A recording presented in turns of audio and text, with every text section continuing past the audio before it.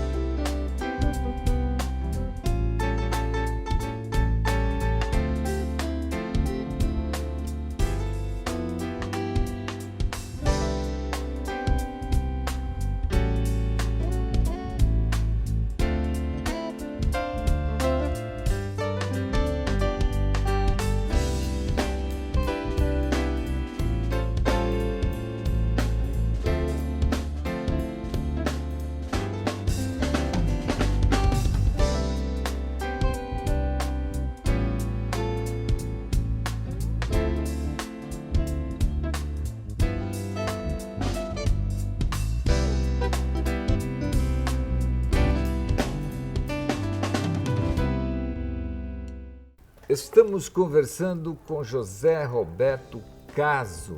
Seja bem-vindo ao programa Na Livraria, José Roberto. Muito obrigado pelo convite. Fiquei muito feliz de poder participar do seu programa. Roberto, é muito interessante conversar com o escritor.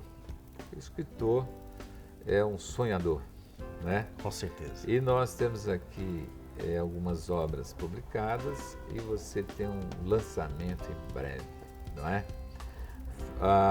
Fala um pouco para nós, por que é que você entrou nesse mundo tão encantado que é da literatura? Foi uma construção. Na verdade, eu sempre gostei muito de humor. Eu sou escritor de humor. Sempre contava as histórias que aconteciam no cotidiano, né, no meu trabalho, no Banco do Brasil. A resposta era boa, o pessoal ria, gostava. E participei de um concurso na faculdade, na segunda faculdade. Eu sou formado em filosofia e administração de empresas com ênfase em comércio exterior. E na segunda faculdade, eu participei de um concurso e era sobre o escritor Orígenes Lessa. Eu fiquei em segundo lugar, não ganhei o concurso, para mim foi uma grande vitória na ocasião. Fiquei animado. Isso foi que ano? Isso foi em 2000, porque essa segunda faculdade já fiz já mais velho, né? Fiquei muito feliz, houve um evento grandioso lá na cidade para entrega dos prêmios, me senti até lisonjeado. Segundo lugar é muito importante nesse mundo. Isso. Aí participei de outros concursos. O Banco do Brasil todo ano ele promove concursos de contos, poesia, crônicas. Eu participei de vários, não fui classificado em muitos deles, até que eu consegui um terceiro lugar numa ocasião e por último, o último que eu participei eu venci. Foi em Ribeirão. Ribeirão tem um departamento que chama GEPES, né, Gestão de Pessoas, que também cuida dessa parte cultural. Esse concurso de crônicas era sobre os 200 anos do Banco do Brasil. Eu fiz uma crônica que inclusive está nesse próximo livro, que eu não tinha ainda editado, nos 2 livros anteriores, vai nesse terceiro livro que será lançado em dezembro. Que é uma crônica premiada, no entanto inédita. Inédita, nesse concurso. Para mim foi a glória, porque até então eu não tinha muita segurança em seguir escrevendo crônicas de humor para livros, mas me senti qualificado, é aquela segurança que, por ter vencido esse concurso, eu fiquei animado. Você impulsionou continuar escrevendo. Esse fio condutor da literatura sua. Isso. E diante dessa conquista, depois de 10 participações... O importante é isso, né? Não desistir nunca. Antes só eu e minha mãe gostávamos, né? Depois eu percebi que Santa Mãe, gosta de tudo. diante de um júri qualificado, seleto, né? O Banco do Brasil é respeitado. Era um concurso em nível estadual, tá? Existem concursos no banco em nível federal, nacional. Esse é no estado de São Paulo todo. Fiquei muito contente e me animei a continuar escrevendo. Esse primeiro e segundo livro, todas as crônicas são relatos de fatos acontecidos, fatos engraçados, acontecidos no dia a dia do trabalho bancário. A minha função no banco, nos últimos 11 anos, era controles internos, então fiscalizava as agências. Então, cada rede tem mais ou menos 40 agências. Eu trabalhei em 4 redes. Um período eu trabalhei em São Paulo, na Rede Norte, outro na Centro-Sul, depois fui para Ribeirão, trabalhei na Rede Araçatuba e Rede Lins. E Prudente também, são 5 redes que trabalhei. Então, nessas visitas às agências, eu procurava sempre participar dos churrascos. Sempre com humor. Conversar muito com o pessoal. E lá houve-se muitas histórias engraçadas do cotidiano.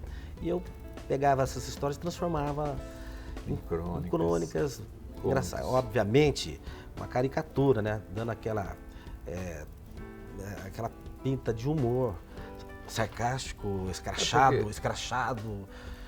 O lúdico, principalmente na literatura, é importante quando você encontra um escritor, que é difícil lidar com o humor. Mas esse aqui, Crônicas bancárias. Crônicas bancárias. Foi o primeiro. Isso aqui você lançou que ano? Foi em 2007. 2007. E esse livro encontra-se esgotado, não tem mais, nem o primeiro nem o segundo. Foi lançado em São Paulo, na ocasião eu estava em São Paulo, sou marilense, me aposentei em março, voltei correndo para Marília, né, porque eu gosto muito de Marília. Vou dar continuidade ao meu trabalho em Marília. Até, para não perder a linha de pensamento, esse terceiro livro, diferentemente desses dois, são crônicas que não tem nada a ver com trabalho bancário. Entendi. São histórias fora do banco. Aí veio No Expediente da Vida. Esse aqui que ano foi? Esse foi 2010. 2010. E esse aqui também, o gênero crônicas de humor. Legal. E agora estamos preparando aí, que será lançado aqui na nossa livraria, né? Já estamos cuidando aí dos convites. E você, qual a expectativa desse novo, terceiro trabalho? O objetivo principal é levar um pouco de alegria para as pessoas. Não existe outro objetivo senão esse. Tanto que o valor do livro é o preço do custo. Praticamente é o preço do custo do livro. Você não visa lucros nessas obras, sim levar o conhecimento do seu trabalho. Atingir, ter um alcance máximo possível para que as pessoas tenham acesso a uma leitura que eu acredito, né? Eu e minha mãe acreditamos ser de bom nível e de humor, que é um estilo pouco, né? Você deixou um formato aí em A4 e eu normalmente eu dou uma olhada em algumas páginas e realmente eu fiquei impressionado com a maneira que você escreve. Até me remeteu à minha infância, minha adolescência, quando eu gostava muito de ler Bocage, porque tinha esse tipo de humor, esse humor sadio e ao mesmo tempo ele brincalhão, né? E ao mesmo tempo o conhecimento, que através desse humor você consegue tirar alguma coisa para o dia a dia, a cultura, principalmente das crônicas, né? E já como está o processo aí de finalização? Já está para impressão esse livro, né? Eu acredito já que foi para a impressão. 2 semanas, no máximo 3 semanas, já teremos o livro físico, até para trazer para a livraria, para a tua livraria, venda. já para divulgar e colocar à venda. Quantas páginas? São 120 páginas. 120 páginas. No primeiro momento, seriam o dobro de crônicas, mas até para baratear o custo, né? Eu dividi ao meio, eu peguei 31 crônicas. A gente vai fazer esse primeiro livro, depois no próximo ano, meio do ano, a gente pode lançar o quarto livro, que seria... Hoje é moda você fazer a primeira temporada, a segunda temporada. Tem livros, tem autores que no mesmo gênero vai até 4 temporadas. Virou moda isso. E qual que é o título, Roberto? Causos do Caso. Meu Causos do Caso. Meu sobrenome é Caso com Z, né? O seu é Caso Como eu estou contando causos lá, né? Então os meus causos. Causos do Caso. Muito bom. E quanto tempo você demorou para escrever essas crônicas aí, que você está tão na expectativa? Hein? Eu costumo escrever 1 a 2 crônicas por semana, então é muito rápido. Eu tenho os temas, quando eu tenho os temas, é muito rápido para criar uma crônica de humor. Né? Então, esse livro, eu não tenho uma disciplina de escrever diariamente ou semanalmente. Eu resolvo escrever, escrevo uma crônica, 2 e guardo. E vou acumulando. Então, foi mais ou menos um processo de 1 ano. O humor tem disso, né? Porque você, que é uma pessoa muito conhecida na nossa cidade, tem um círculo de amizade muito grande, e quem escreve humor, ele tira aí do cotidiano, né? dos encontros, das festas, dos movimentos. Eu percebi em algumas crônicas suas que a população marilense, principalmente, com certeza vai gostar muito desse seu trabalho. Mas você também tem um outro lado importante para a cultura da nossa cidade e para a juventude que nos assiste, né? Que é o lado da cultura musical. Conta um pouco dessa sua trajetória aí, com sucesso na época. Eu acredito muito que vocação, a primeira manifestação da vocação é o desejo. Então, meu pai era músico. Meu pai era mecânico, mas músico amador. Então, já nasci ouvindo discos de serestas, música popular, sambas, e ele tocava muito bem. E eu cresci nesse ambiente. E com 11 para 12 anos, eu fui convidado para tocar na Banda Marcial do Senac de Marília.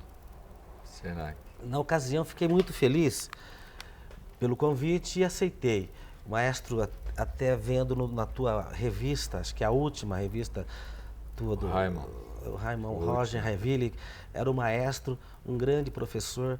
Fiquei muito animado porque em pouco tempo eu já estava na banda. Eu comecei, por exemplo, em fevereiro, em abril eu já tinha ganhado farda. Então me adaptei bem ao instrumento. Eu senti que era a minha cara, como diz no popular, o trompete. E lá fiquei de 75, se não me falha a memória, até 78 para 79. Foi uma fase muito bonita da banda. Você estava com quantos anos? Acho que eu tinha 12, 13 anos. 12, 13 anos. É a época do impulso, do desejo, como você disse.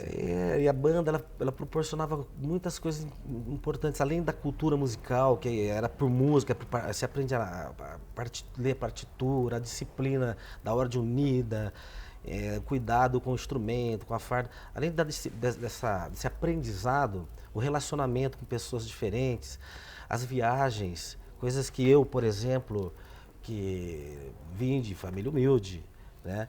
Família de roça, né? Você, de repente, se depara com uma série de conhecer outras cidades, de atividades que você não tinha, né? Eu fui conhecer São Paulo, praia, Brasília pela primeira vez com a Banda Marcial do Senac. Então, além da formação que é muito grande, quem passou pela banda sabe disso, e do aprendizado musical, tanto que logo na sequência eu fui convidado para tocar numa banda, na época era Conjunto Musical Peoples de Marília. Nossa, famoso, hein? Era um conjunto. Existia ali Peoples e Araçus, né? Peoples e Araçus. E Araçus, julgamento meu, Era o primeiro da cidade. Era um representante dos Beatles aqui na nossa Grande, região. um conjunto lindo, maravilhoso. E o Peoples também não ficava atrás, um conjunto lindo. Os Beatles Nós, eram... lembro que nós chegávamos a tocar assim, 23 bailes em dezembro, no mês de dezembro. Era muito querido, um conjunto muito bonito. Viajávamos muito. Eu era muito jovem. Eu entrei nesse conjunto com autorização do meu pai, porque eu tinha 16 anos. Nossa, Eu era o mais jovem. Depois de mim era o Índio, o que tinha Indião, 23 anos, 22 anos. O até Indião hoje baterista. inativa, Nativa. baterista. O Márcio, que faleceu, que era o Kroner. Nós tivemos Valtinho, uma Zé Augusto. aproximação muito interessante com o Marcos Gimenez. O Marcão era O Marcos do Gimenez, Iaraçus. eu tive a felicidade de conhecê-lo da juventude. Depois eu fui embora para São Paulo e distanciamos alguns anos. Mas depois, inclusive quando eu abri a livraria, ele frequentou muito a nossa livraria. Eu fiz, junto com ele e o Zeca Colares, vários trabalhos, porque os meus livros, ele contém anexo um trabalho musical, onde eu convido as bandas, os amigos, né, que próximos para participar desse movimento. E eu tenho tantas alegrias do Marcão em razão da qualidade, como você disse, que era o Iaraçus e era vocês. E vocês já tinham o trabalho, você vivia só da música mesmo? Na época, vivia-se da música. Eu era o único que já estava no Banco do Brasil como estagiário naquele momento, depois tive que prestar um concurso público para me efetivar no banco. Mas naquele momento eu trabalhava meio período como estagiário no banco e participava do conjunto musical Peoples. Nós tínhamos muitos amigos dentro do banco, o conjunto, o Gabaldi, que era presidente do Clube Bancário, que era o pessoal da velha guarda. Então eles eram meus chefes. Tinha um outro que foi meu chefe na época. E às vezes eu precisava viajar, eles me liberavam. Às vezes eu precisava viajar numa quinta-feira, me ajudavam. A razão da arte tem ajudavam. essa abertura também. Tinha. Foi muito bom. E na época, você lembra que as bandas, elas usavam muito o sopro, né? O metal, brilhava aqueles metais. E os bailes, eles tinham essa característica, né, de qualidade total em razão dos músicos. Mesmo porque não existia tantos recursos, né, como hoje. Já existiam recursos até bons, mas não como hoje. Hoje existem teclados que fazem esse sopro todos aí sozinho, né?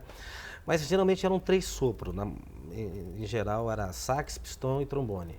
Fazia naipe. Então os arranjos de sopro, praticamente todas as músicas. Era muito bonito. O músico tinha que realmente tocar. Porque as pessoas, elas eram mais exigentes, porque eles prestavam atenção em cada músico, né? E essa qualidade musical eram transferidas, às vezes no baile, quando dançava, né? E sempre... Eu costumo recordar quando eu vejo o Daloia. Conheço. O Daloia tocando. Muito bom. Raramente você vê do nível dele é difícil. Um metal, né? Numa apresentação dessas por aí. E me remete aí a esses momentos, a época de ouro. Mas, deixa eu fazer uma pergunta. Vocês chegaram a tocar na Fazenda do Estado? Sim. Tocou na Fazenda do Estado? Não, acho que foi na Fazenda Paredão. Paredão. Não, na Fazenda do Estado, o People, se eu não me engano, acho que tocou também. Sabe por que eu estou perguntando? Porque na época... Foi tantas. Eu tinha de 17 anos, eu me transformei num consultor de eventos, né? E eu contratei algumas vezes o Iaraçus e muitas vezes a banda do Barreto. Conheci muito. A banda do Barreto tinha muito. Até hoje, né? Eles estão, volta e meia, se reúnem. Então a música, ela tem uma importância muito grande na minha vida, apesar de não ser músico. Tenho notícia que você é músico. As minhas, graças a vocês, eu consigo fazer alguns trabalhos assim interessantes, né? Mas nessa época de ouro, né, da música, você não pensava em escrever.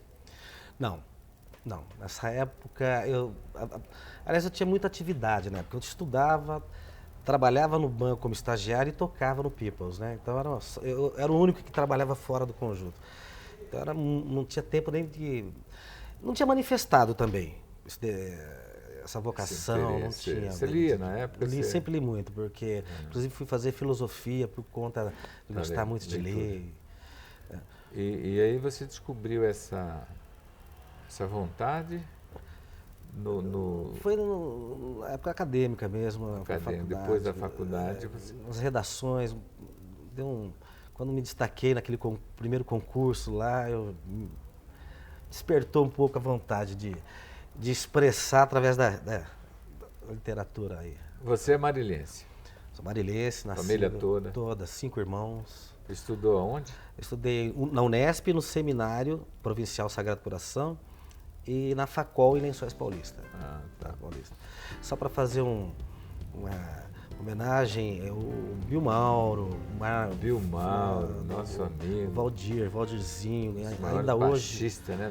O Valdir ainda hoje um dos maiores. Valdir. Pedrinho dos Pipos, Augusto, Indião, Nenê, Mob, né? São pessoas que estão aí ainda. Continua nativa, então.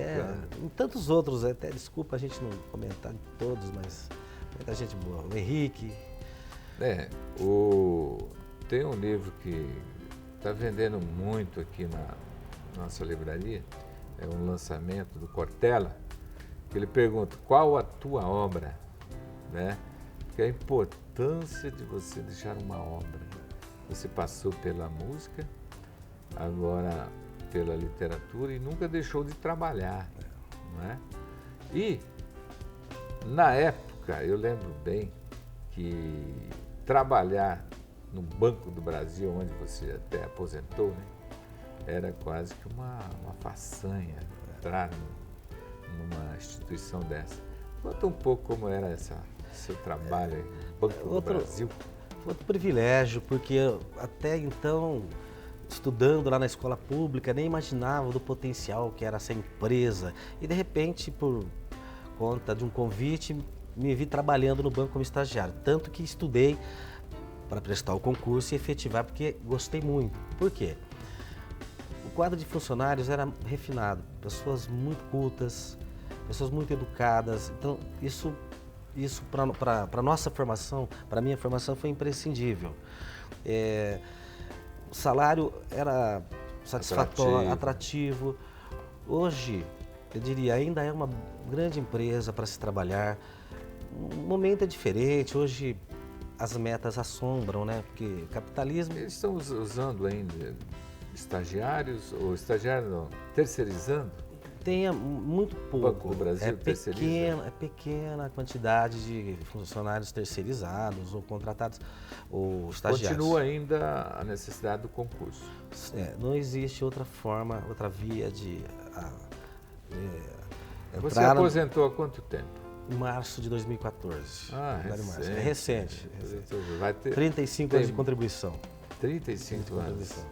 Você vai ter aí muito tempo para escrever crônicas.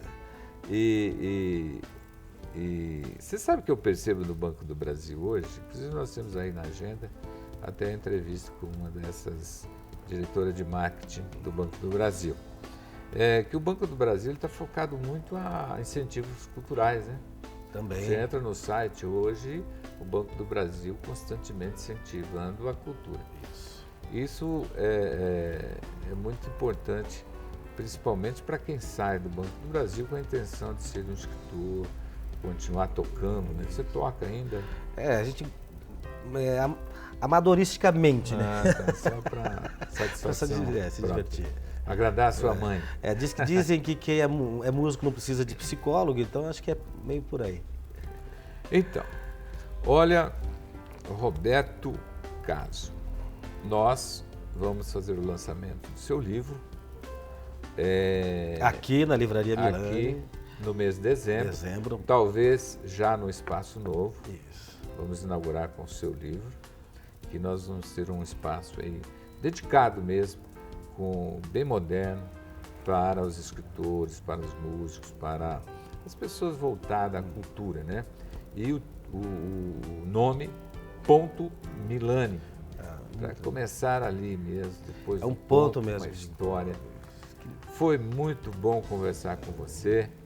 Eu acredito que a nossa população, nosso telespectador, vai gostar muito desse bate-papo. Muito obrigado, parabéns pela iniciativa. Vejo que é muito importante pessoas que têm essa atitude, essa iniciativa de levar à frente essa questão da cultura. Não podemos, a gente cobra muito dos governantes, realmente deixam a desejar às vezes, mas se todo mundo fizesse um pouco, né, seria bem melhor. Parabéns. Muito obrigado. Conversamos com José Roberto Caso, escritor, músico da nossa querida cidade de Marília.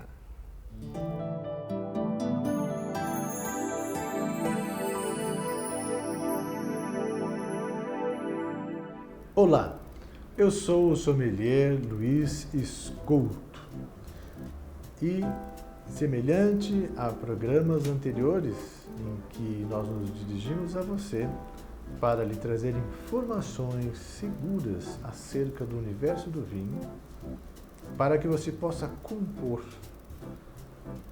um evento nestas festas de Natal e, portanto, decidir qual vinho vai harmonizar com o cardápio que você está selecionando. Eu já, no programa anterior, falei sobre o vinho seco. Também falei sobre o vinho demi-seco. E agora eu quero trazer informações sobre o vinho doce. O vinho doce é conhecido mundialmente como um vinho para sobremesa, né? Agora, existe um critério, né, que nós estamos utilizando e os especialistas publicaram em diversas publicações na literatura do vinho, que é o critério da doçura. Você pode me perguntar, tá, a palavra doce já não quer dizer que o vinho é doce? Então, na verdade, eu vou tentar agora trazer uma informação para que você se sinta seguro na hora de decidir a compra de um vinho doce. O doce significa que ele tem mais de 30 gramas por litro de açúcar. Isso quer dizer que ele ultrapassa os 3%. Né? E com isto, o dulçor, a percepção de doce, especialmente sacarosa, aparece mais na hora da prova. Apenas vinho doce em português, ou dolce em outras línguas, muito comum aparecer no rótulo. E quando não aparece no rótulo, ele também pode ser identificado pelo tipo de uva, né? É o caso da uva Moscato, né, onde nós temos um espumante maravilhoso, né? É um espumante doce que vai muito bem com qualquer sobremesa. Eu vou puxar aqui e nós vamos diferenciar esse exemplo do doce licoroso, que eu vou mostrar para vocês também um exemplo disso. Eu tenho aqui um vinho moscatel espumante. O fabricante, a Casa Perini, é o exemplo que nós temos para mostrar. Passando os olhos pelo rótulo na fase, logo que nós olhamos para o vinho, temos aqui a apresentação da empresa, o processo de fermentação que ocorreu, o nome do vinho, vinho moscatel espumante, e 8% de álcool. Essa é uma informação importante, né? Com essa percentagem, muitos de nós vamos estourar essa rolha desta garrafa e vamos tomar ele bem geladinho, não esquece, né? O bom espumante é aquele que você toma em torno de 6, 7, 8 graus. Né? No final do ano vai estar um pouquinho mais gelado, mais quente, você pode tomar ele um pouquinho com a temperatura um pouquinho mais baixa. Né? Este vinho aqui, produzido no Brasil, e a uva moscatel brasileira não perde em nada para qualquer produzida, por exemplo, na Itália, né? Este vinho vai acompanhar as sobremesas à base de bolos de modo geral, os doces como brigadeiros também no final. Poderá acompanhar também sorvetes, né? Sorvetes de frutas picadas, né? Tenha certeza, este vinho vai cair no agrado dos seus convivas, dos seus convidados. Será de um sabor muito agradável, bem frutado, de um dulçor equilibrado e realmente quando você o trouxer para a boca, você vai sentir a necessidade de continuar comendo alguns doces. Frutas secas pode ser uma boa proposta para trazer sobremesas à mesa neste período de Natal, né? Não há necessidade de se sacudir a garrafa, né, antes de abrir, né? Esta é uma invenção que vem aí da área do automobilismo, né? Aquelas garrafas imensas, grandes, né? A ponto de se tomar banho ao vivo com a televisão filmando. Em casa, no final do ano, não há necessidade disso, né? Muito antes, pelo contrário, do que se acredita, né? Da rolha estourando e aquele barulho todo, a melhor maneira de se tomar o vinho moscatel espumante é no silêncio. Quanto menor for o barulho da saída da rolha de dentro da garrafa, pode ter certeza, você aproveitará muito mais o líquido. Quanto mais você sacudir, mais esse líquido será lançado para fora, né? A concentração de gás que tem aqui dentro é suficiente para que isso aconteça. Então não esqueça, o vinho moscatel espumante é um vinho para acompanhar sobremesas. Não importa a sobremesa que você tiver na sua casa. Todas as sobremesas ele vai acompanhar muito bem. Servido numa taça de espumante, que é aquela taça longa, estreita, né? Ali você terá uma experiência marcante, inesquecível, muito saborosa e, como eu falei há pouco, vai cair na graça dos teus convidados. Eles vão querer que você abra mais uma garrafa de vinho espumante de uva moscatel.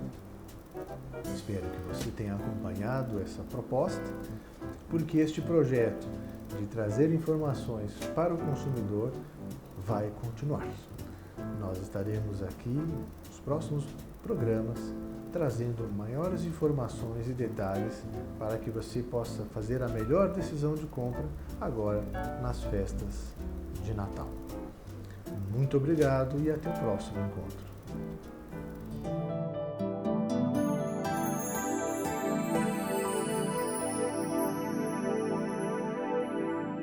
Como é gostoso conversar com um escritor, com um músico, saber um pouco das suas tendências, deixou o seu nome escrito na nossa cidade e continua pensando em novas edições. É muito importante quando um escritor tem essa habilidade, tem esse sonho e continua sempre fazendo trabalhos que venham ao encontro dos desejos dos marilhenses. E também o nosso momento com Luiz Escolto, sempre expondo sobre seu conhecimento profundo sobre os vinhos. Se você quiser conversar com Luiz Escolto, agenda, ele sempre está aqui na livraria e atende às dúvidas dos nossos telespectadores. Como sempre, vamos falar dos dois livros. O primeiro deles é A Infiltrada. É uma menina, quando escreveu esse livro, da nossa cidade, Natália Marques. E o interessante é que a sua primeira obra, a sua primeira temporada, que ela tem a programação de fazer outras temporadas, outros livros, 480 páginas a seu dispor. A Infiltrada. E a editora é Liu.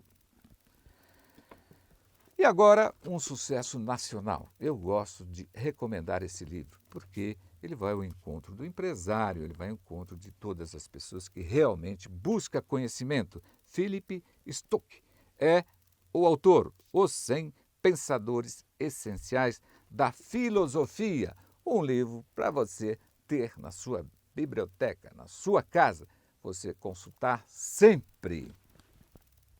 Terminamos aqui mais um programa na livraria e eu convido você para acessar o nosso site livrariamilani.com.br. TV Campus e você, aqui na livraria. Um abraço a todos, até a próxima semana. Já cantei no mato, na beira de um riacho, bem juntinho dela. Já cantei na rua, olhando pra lua, agarradinho com ela. Já cantei na praça, já cantei de graça, a pedido dela. Fui cantar no estrangeiro pra ganhar dinheiro, mas eu fui sem ela. Não pude aguentar